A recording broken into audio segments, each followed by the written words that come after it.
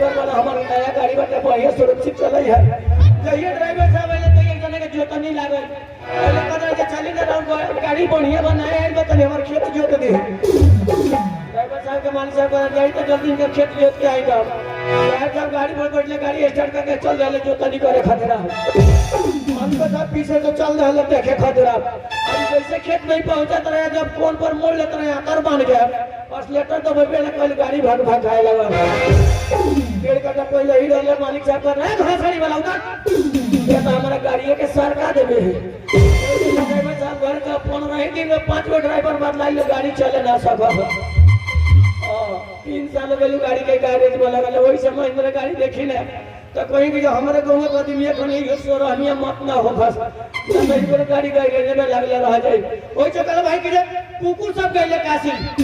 कुकुर सब गइले काशी आहारी ढूंढो से डीलर आ धोखा से मुखिया हो गइले चमचे बड़े डीलर लबराई के छटाई सब छाटे लालो लबराई के छटाई सब छाटे लालो आ बड़का लोग के हाउ हाउ बाटे लालो छोटका लोग के देख के झांसे ले लो आ जितने कोटा कमाले आवेला उ सब लोटा में बांटे लालो हम तो कहीं ना कि हमरा चाहिए एगो रोटी एगो भात हमरा चाहिए एगो रोटी एगो भात हमर लगे नहीं खे एको गो नोट हम कहीं ना कि गांव गांव घूम के वोट मंगाई लगन आज अबकी इलेक्शन में मुखलाला राम मुरारी के मुखिया बनाई लगन गांजा पीएम दारू पीएम नहर पर बैठ के ठोके गांजा पीएम दारू पीएम नहर पर बैठ के ठोके आज अबकी इलेक्शन में हम ही मुखिया हो गए जीत गए के बाद तू गरीब लोग के मुड़ी में करवानो छे मन अबकी दमन में हम ही मुखिया हो गए काका हमरा पाड़ा काका हमरा हुए पाड़ा हमरा देखा देखियो बड़े बड़े मुखिया ही में खड़ा अबकी बटले जंगल में डरा आउ अकेले रामनगर के चीनी मिल में गड़ा छाती पर हाथ रख हमरा भगवान से विनती बा अन्ना जाने जे कहिया वोट के गिनती बा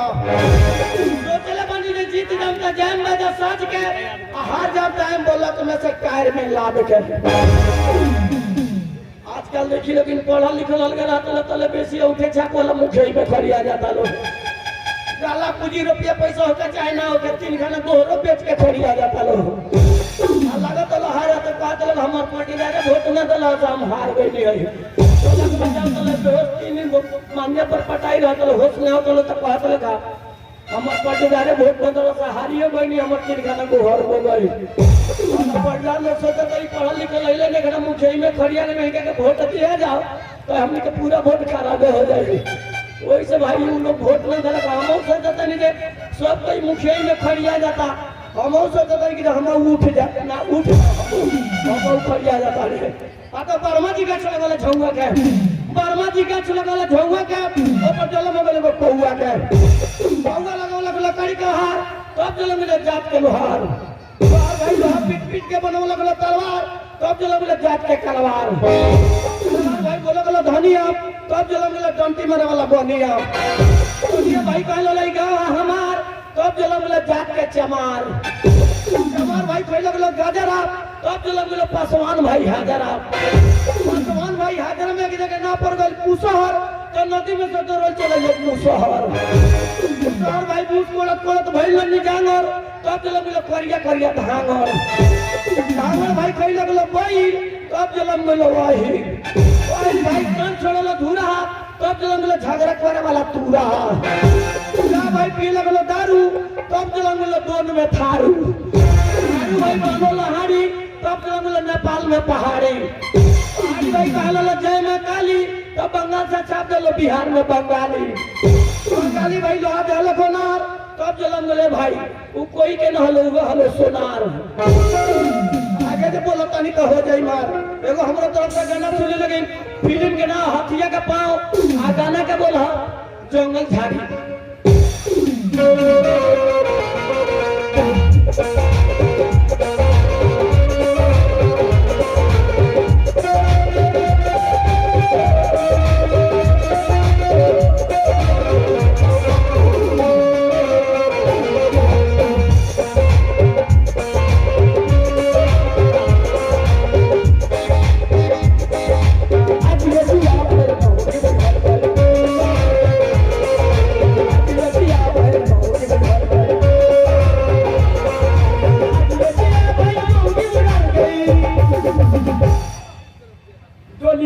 लड़का भाई वो सारे मर गए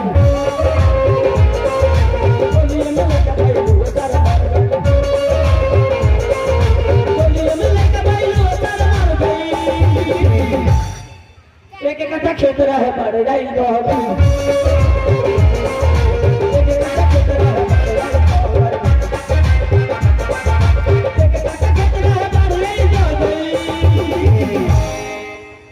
पलानी रहे गला का जर गई पलानी रहे गला का जर गई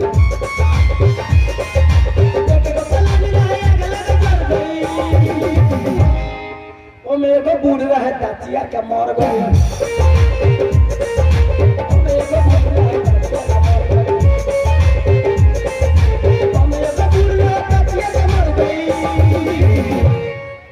ओ जे दुगो थारू आइल दारू पी के लड़ गई ओ जे दुगो थारू आइल दारू पी के लड़ गई ओ जे दुगो थारू आइल दारू पी के हां थारू भाई तो पिए तक तो लड़ता बा अब बाजी भाई पी लेता तो चौके चौराहे में पिटाए लगता हां ओई जगह भाई की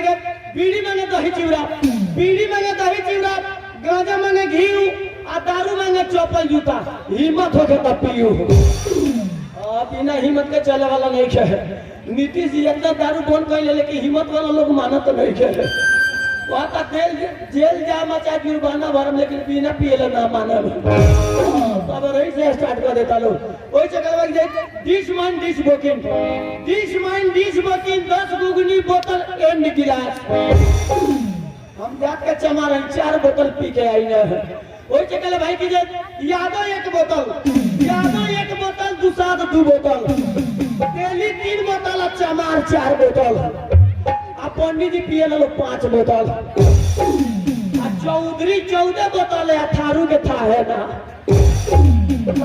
जब थारू स्टार्ट करी तो कर गारंटी ना रहेला सवेरे से स्टार्ट करी तो पूछी के सांझ के 12 दूध 3 का है ना बोल जाए और ऊपर गारंटी ना रहला जब चले लगी तो चलावते रही चौधरी 14 बोतल पी आ रात भर में 14 धूल जमीन में बोआते रहे ओकरो लिमिट ना रहला भाई क्या बोला भाई हमनिए के तू भाई मानी सा एगो हम मानिए हमार बहन बिया हमरा बहनिया के शादी भइले 2 साल हो गई लेकिन आज तक अपने बहन के घरे ना गई ऐसे कि जे दान रहे हमर बाबूजी तय कैले रहे 50,000 रुपया 30,000 दे दे 20,000 रख ले बारात आई घर बोले कि घर बारात आई तो 20,000 दे दे हम बारात आई लफड़ा उखड़ गल पीटा पीटी को के बारात विदा कर देनी सब आ लड़के के पकड़ के शादी करा के लड़की के विदा कर देनी सब और वे 20,000 के चलते हम ना जाई ना लेकिन 2 साल हो गए बस सोचा तनी कि चलता नहीं अपन बहिनी के घर भेंट करे सोचे कि मेला वाला बीत गइल बा पटनी पिटनी के मौसम आइल बा हमरो परिवार कहते कि जाई ना तनी बबिया के बुला लिए है तनी ऐते की दिया जी तो भेंट कर लेती ओई सोचते कि चलता नहीं बोलावे अगर हमर जीजा जी कहेंगे कि 20,000 रुपया दे दो तो उसका तुम्हारी पर हम फरियाल है वहां तो वोट पड़ोगे तो कोनो बात नहीं है चल तनी अपन हम दूसरी के घर छिपा के दिल बनो रहे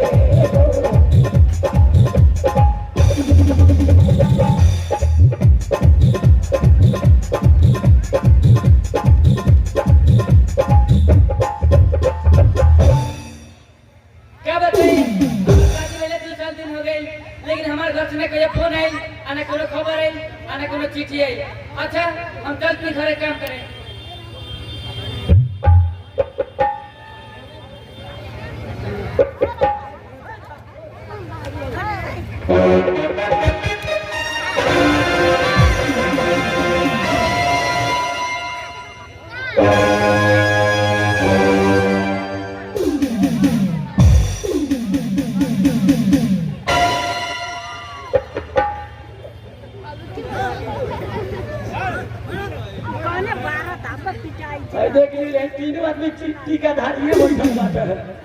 वही सब कहिले देखिया ना तेरा पहिले जब आइले तब डिस मिसा देला भाई हरियाणा का आदमी है तो अंग्रेज जो गला है भाई देखिए हां चल जा जंगल में लोग पड़ोरी कह के लागत खेल हमरा के बारे में वही सब टीका वाला लोग देखी ना तो हमरा नफरत हो जाला हां वही से कहले भाई कि जेकरा माथे चंदन टीका है जेकरा माथे चंदन टीका उहे लगा लबरई के ठीक है आ जेकरा माथे चंदन धारी उ गांव में घूम के सारा काम बिगाड़ी आ जेकरा घर में कंठी माला उ सूद कोई के खाए ना देला और 3 टिकट महापुर 3 बार देखिए टीका करे वाला लोग दू जन भाग गए उ सब 2 नंबर टीका धारी हलो 1 नंबर टीका धारी होते टीके ले बानी है ओरिजिनल टीका धारी रही त ना ला जाई ओकर शरम ना लागे लेकिन डुप्लीकेट रही न बात सुनत में फिरार देखी एगो पलंग में खड़ी लोग के एगो पछर में खड़ी लोग गेला आ दुनु भाग के केले में जंगल धोले हले जा चलो कोनो बात नहीं कहे बताई तो है शादी के छेके के बेरे आई रहनी तो बंगला घर रहे आ शादी हो गई तब से देखा तनी हमर बहन वही सब घर घरारी बेच के फिरार हो गई बड़ा सा काज है हई छत पिटा गेल बतेवाल के था है नहीं है अब केने जाई हम केने ना जाई अब कोनो सहमतियो नहीं खेलो पर बात ए बाबू देखै बहनवरी के जोड़ी काज बता रे हनै बाबू हनिया आई दादा या गया 3 दिन हो गया पहले पहुना ओने काला ना बड़ा खुश होए देखिए हां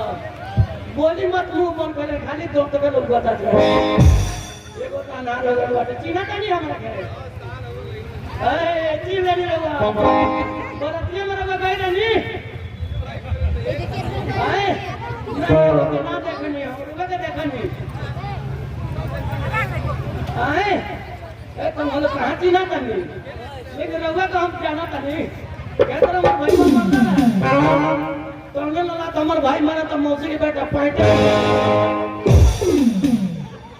एके लात में मुंह अब पैंट खोल काना पर चल गया देख ली सपना का ला धुरा पाड़ा रास्ता जाके जाए चाहे कोई के खेत में बिना पिटैले ना मानेला अब वे पाड़ा भाई हवे क्या तेरे घर घोड़ा भी कागज लगा ए बजट वाला पैसा है खाली छत पिटल में देवाल का था नहीं है देवाल वाला पैसा के दारू पी लो लगी ना हां सही बात है इनके खानदान में दारू ना पिए लो या लो हमारा घर है खाली हमारे बिया वाला पिए लो आदत भाई इस सब खानदान लगा आदत पिए के पिए